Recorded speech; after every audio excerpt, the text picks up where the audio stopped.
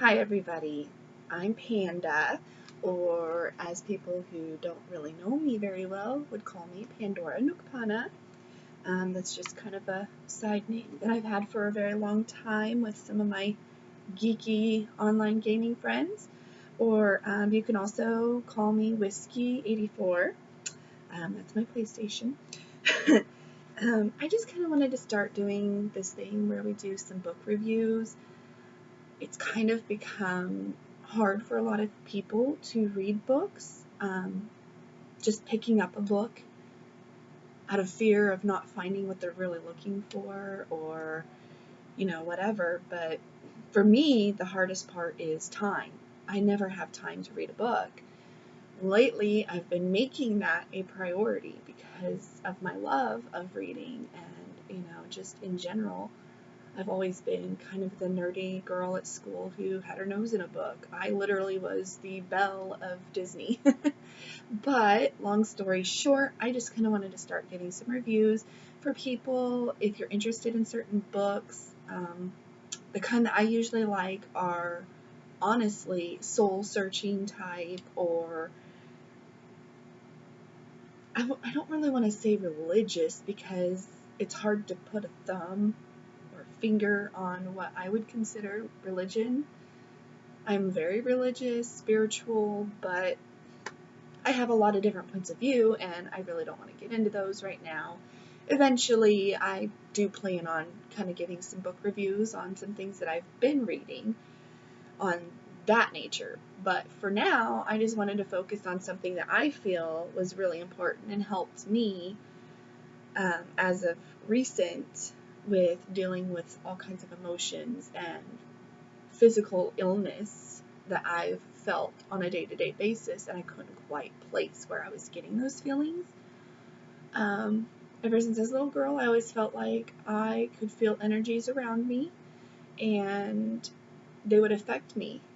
I couldn't quite figure out why it was that sometimes I had to come home with an upset stomach from school, or just really had to be around certain people. I'm a nurse, so I've always been interested in healing. I very strongly believe in things other than medication for that.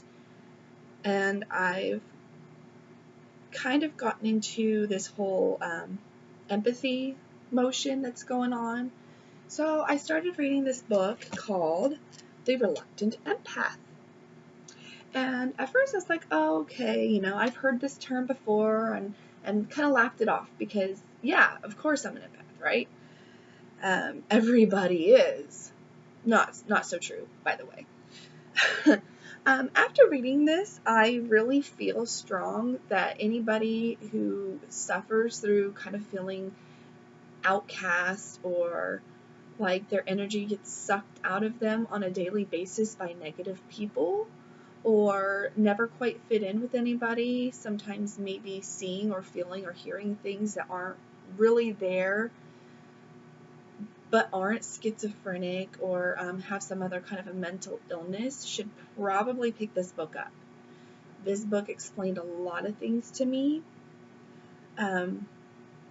It helped me get through some of my darkest moments as of recent, and I may not agree with everything in it, but I do strongly recommend it because it gives you just a little bit of insight, like, maybe that's what's going on with me. And it's kind of just helped ease my mind. So maybe it would do the same for you. But basically, it kind of goes into this story about this guy named Alex, who, as he's growing up and going through all these different situations, he finally learns lessons through all of his situations, good and bad, on how to just function day to day with all these energies bouncing off of him. Like, he's a magnet to everything. And he didn't realize that, obviously, like a lot of us. But anyways, you can definitely get some insight from it. So it goes into like these chapters about how your words don't match up with your heart.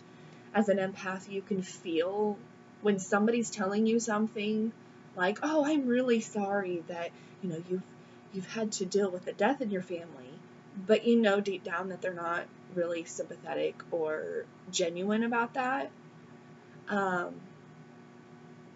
Or when somebody says, oh, I would never think that about you, when, you know deep down that they've been talking or thinking things about you because you can hear it or feel it and you think you're going crazy. It's almost kind of like they're gaslighting you, but you can't prove that. And if you did point that out, you look like the jerk.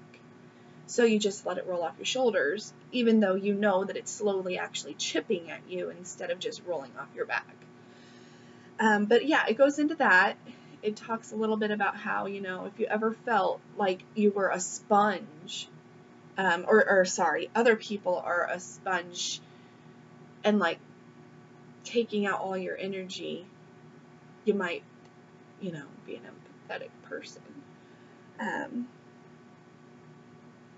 But yeah, this Alex guy, he kind of goes into this, in the story, it's not him actually writing the story, it's a couple, and they write about him as a boy on the bus and how he thought that they were being friendly at first, but really when they were asking him questions about his little soldier friends that he would see, or how he would talk to rocks and things like that, they thought it was hilarious.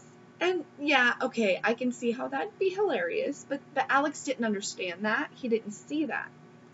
So when he went home and he was all excited, Mom, I made friends, and this is what we discussed and did and blah, blah, blah. And his mom was furious and he couldn't understand why. But then, and he was only like 6 when this happened. When his mom pointed it out, all of a sudden his whole perspective on the situation on the bus changed. And that's when he started to realize that sometimes words don't match up with actions. And then from that point on the bus, he started noticing. And he says in his head, my mom's right. They're picking on me. And it didn't matter what he said at that point. It didn't matter how logic it was or how friendly he could be to somebody. They all still picked on him. He was still their target. And then he learned to shut his mouth, which is really sad because, we're all about, oh, let us all have our freedom of speech and let us do this, that, and the other. But yet everybody was honing in on this kid. And that's what a lot of empathetic people go through, things like that on a daily basis. We kind of teeter-totter. Do we say this? Do we act this out? Is this true emotion? Is this something that I'm really feeling? Or is this something that's projecting off of me because someone else is in the wrong place? And over the years, you either figure it out and get a handle on it, or you spiral down on a whole emotional roller coaster ride until you reach rock bottom. Try to self-medicate or whatever the case may be. That's not my place to judge. That's not anybody's place to judge because everybody handles things differently. But a lot of people with empathy, it points out a lot of people experience things that others can't see or feel. And instead of taking it as a curse, try to embrace it. And I kept thinking, why on earth would I want to embrace this if that's the case? Because that means that I'm going to see and hear things I don't want to be around me. It scares me to death because I've always felt like a haunted individual. I've felt things touch me, as a nurse. I've worked in nursing homes and they're not fun experiences. Some of them are, though. Now that I've read this book and I've kind of opened up to those energies, it's interesting. Some of the things that I've experienced that I probably would have not succumbed to so much had I not read the book. But it's been quite a little journey just in the last 3 weeks since I've read the book. Realizing that, okay, I'm not alone and this is really what's going on. Oh my goodness. you know. But I've enjoyed kind of what I'm starting to feel and see, and how I'm starting to realize that energy is just energy. You don't need to put a label on it. That's another lesson in the book is, it's just energy. Don't label it as good or bad or love or hate or, any of that stuff, because if you do that, then you yourself are giving this stigma into it. And although it's affecting you, it's going to hold you down into a place that you really probably don't want to be, and nobody else is going to know how to pick you up. But if you just leave it as raw energy, as just, okay, this is what's going on in the room. You know how you feel when you walk in a room. Just walk in and somebody's having a really crappy day, and so they're making everybody else feel crappy. And they don't even have to be saying anything. They can just be sitting there, and you get these vibes like coming off of them that are just really icky feeling and whatnot. It's just, in my head, this is how I deal with it now that I've read the book. I just say, okay, there's this energy in the room, and it needs cleared out, because I can't function myself with this going on. And I'm not going to let somebody else control my day anymore. So I just sit there and think about energy, and I just kind of, visualize it going in my head, and that's where you first assess it, right? And then it goes down through your body, and then I just kind of learned to ground it out, which it gives great instructions, by the way, how to ground out energy. Several different little scenarios where you can learn how to dissipate all that negativity or positivity, whatever's going on. You could be overwhelmed with happy tears for all, the book cares. But as long as you learn how to ground it and just kind of wave it out, so that way it's broken down and it's not so much a pollution anymore, because that's what energy is. It's a pollutant, whether it's good or bad. It's, kind of visualize it like an invisible gas, so to speak. And it needs to be compacted and then scattered out, so that way it can float around and be released into the universe on a neutral basis. It's kind of like recycling it, if that makes sense. So that way it can find a new label for others, so to speak. Empathetic people, unfortunately, can't put labels on things, whereas those who don't have this gift can experience it, and hopefully in a more positive way than how it had originated when we have processed and recycled it. But that was just a little insight that I've gotten, and you know what? Look at me. I have color to me now, and I smile more. I just lost my dad recently, but here I am smiling. Because one, I know that he's somewhere better, and I've learned how to go through all those feelings from everybody and feeling them off of other people, especially at his celebration of life. I've learned how to manage that and cope with it and put it back out there in a clean sense, so that it can be reused and hopefully for better for somebody else. I love him and I miss him. Obvious, most people do, right? But I also know that I can, when I need him and when I miss him, I can feel him. And I know that there's more to it than just dying. So I'm okay with that. Thanks to this book right here. Just saying. I gotta give it credit. 100% credit. It talks about protecting yourself, how to protect yourself, not just grounding wise, but like putting up shields here and there. But it also warns not to put up too many shields, because if you do that, you're again oppressing yourself in a way. And that's not a good thing either, because you're going to again start self-medicating drinking, or whatever it is that you do in a negative way, so, isolating yourself, this, that, and the other, all the things that most empathetic people go through before they realize that they're a little different. And it's true. It's not just, a thought in your head that you're different.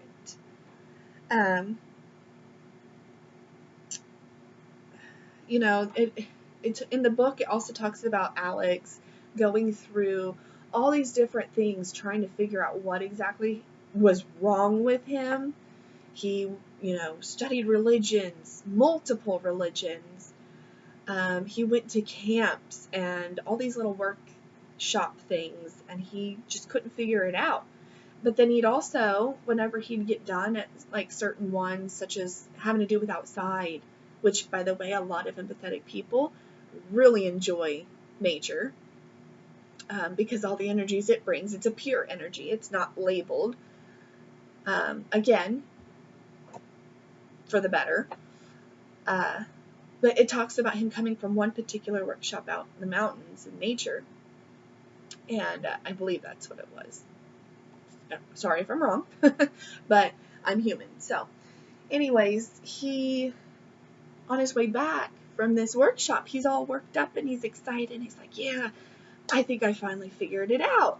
I feel better. I don't feel so depressed. And I want to go back. I don't even want to go back to my life. I don't want to go back to work. I don't want to do this. I don't want to do.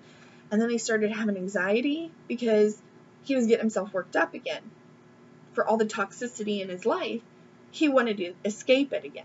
So, long story short, he learns a lesson from this, that it's not necessarily the good, because the good is also bad. Having too much good can be bad, because it blinds you in the meantime from reality, which is, what he had to start facing again. And that's what caused his anxiety, was facing that reality that, it's over, and he's going to go back and he's going to end up exhausted emotionally and mentally all over again.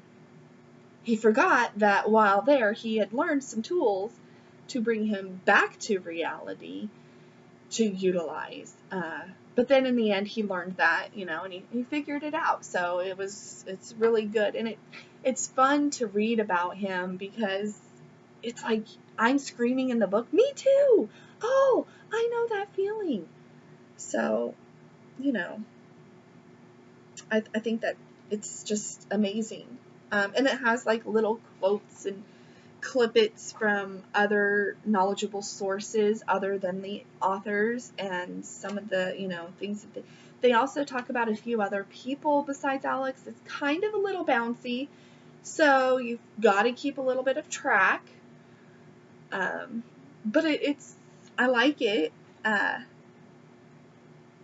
He also runs into people in this book, Alex, that are, they know, like, most empathetic people, like energy attracts like energy, so they can be attracted to each other.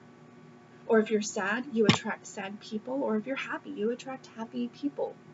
But a lot of empathetic people attract other empathetic people.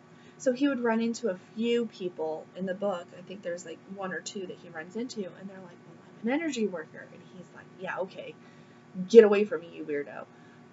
But after he processes it in his mind, he realizes, they had a lesson for me, and it's good stuff. Just gonna say that, because I don't want to give away too many of the good points in the book, because then that would ruin the book for you. You wouldn't pick it up and read it. I want you to read the book if it's something that you think would help you. Or even if it doesn't help you, if you know somebody who's empathetic and you think that you're empathetic because, oh, I understand people's feelings. No. Empathy is different than being empathetic. I just want that on the table right now. There's a whole lot more to it than just, being able to put yourself in someone's shoes. It's, you literally feel like you are in their shoes and you are suffering their suffering. And then it talks about how, like, time can be simultaneous, It's not always just linear. It can be parallel with each other, things like that. Albert Einstein's quoted in it, and some of the things that a lot of physicists have discovered within themselves while doing some of their great works. And it's just very eye-opening,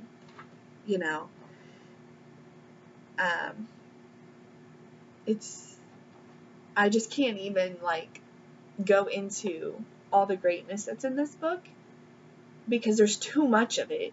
And again, you don't want too much of that positive. You gotta ground it out. But I just really hope that this book review is something that's going to help you guys. Any of you that are interested in it, just go get the book. I think this one, it was $17. I think that's what I paid. Maybe I paid a little less because it's on sale, but it was interesting. I mean, it looks kind of like the cover is not so appealing because it's kind of like it almost looks like a thriller maybe, or a romance type. But you don't judge a book by its cover, right? Or you're not supposed to. A lot of people do. But again, it is The Reluctant Empath. And it's by Bety Comerford and Steve Wilson. Hopefully I didn't butcher their names too bad, or at least not Betty's last name. But the back, it even goes into a little simple explanation of the book right here. It says, have you been bombarded with every thought, every feeling from those around you or from the world itself? Especially with news. Big one. Are you ready to scream? Are you not? Oh, sorry. You are not crazy. You're an empath. Imagine that. You're not crazy. You're an empath. There's a reason that you feel all that you do. This valuable guide will help you understand what it means to be an empath, why you feel what you feel, and share the wonderful opportunities the gift of empathy offers you to heal yourself, those around you, and the world. Now, I want to take a minute. I just explained to you guys that I recently lost my dad. I've been in a horrible place right up until before I lost my dad. I was in a very depressed, very hopeless state. And this isn't like my cure. I'm going to let y'all know that right now. This is not my cure. This book was not my cure. But it's helped shape me into what I need to be for me. And for my kids and my husband, and didn't need to not go into that. But I've learned how to take life a little lighter. It's not so dark and heavy, and I don't feel like a magnet anymore. I feel more like a portal. And when I say that, I don't mean it to sound the same, but it's gonna kind of sound the same no matter how I explain it. But instead of being a magnet and I can't throw away anything that comes at me, I'm now a portal to the point where things still come at me, but I can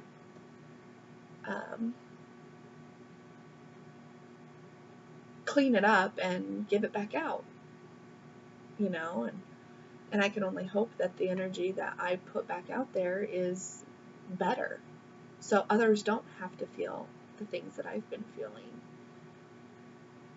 But I think between, me giving myself my own therapy by taking time out every day to read, even if it's just a page, I'm reading, and it's something that I've always loved and wanted to do.